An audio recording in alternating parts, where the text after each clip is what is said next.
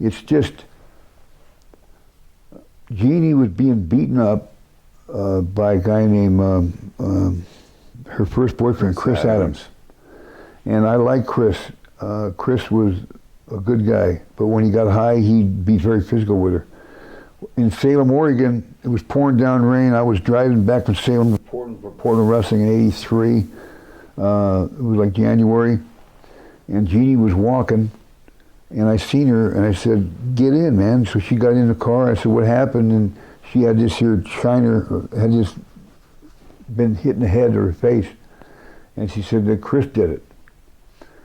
Well, I took, at that time, I said, "Well, you come stay with me tonight."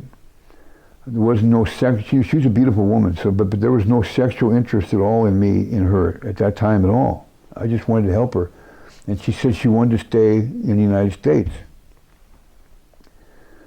So at that time, the next week, Chris went to Japan. Chris Adams went to Japan and said Jeanie had to be out and go back to England because her visa was up. I talked to Jeanie. I said, "Listen, he'll have no idea of this. Why don't I marry you? And then if I marry you, you have American citizenship and you can stay here in this country." And that's what we did. We got married. And I'm not saying we didn't have sex, because we did, but just made, I don't know, maybe 5 times in the year we were married, or 9 months we were married. I had a little girl named Jade who I fell in love with. She's a beautiful little girl. And Chris Adams came back, and I was wrestling in Portland, and Chris Adams comes back, and now I'm married to Jeanie. When he left, that was his girlfriend. Yeah. So that's like the biggest betrayal anybody could ever do, you know. But yeah, she wanted to do it. I wanted to do it because this cocksucker wasn't going to be beating on her no more. You know, abuse I can't stand. I can't handle. And so he came. She's gone on record saying he was cheating on her constantly as well, wasn't he? I don't know about that. I don't know about the cheating, Hannibal, but the beating I do know. And I don't know.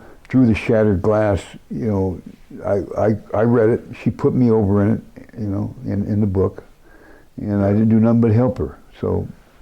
And she did mention you had money at the time. You had a fancy car, yeah, I believe. So I kept my cocaine away from her. She knew nothing about my cocaine dealings. Nobody did. You can't do that. You can't ever let that out or you're done. And that's what I learned. You know, silence is golden, man. And. So no one knew anything about my drug dealing at all. Nobody, absolutely zero, nobody. Not even my family, nobody.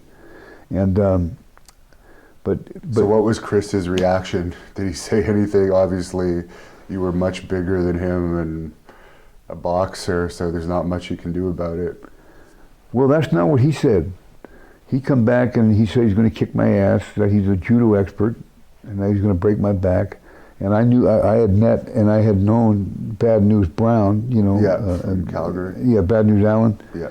And he was a judo expert. I already knew that because he was in the '76 Olympic Games. He should have won the gold medal. He won the bronze, but he should have won the gold medal because that's the same '76 Olympic Games that Tommy Sullivan, the guy who beat Michael Spinks, should have been in the Olympic Games then because I was going to go with him.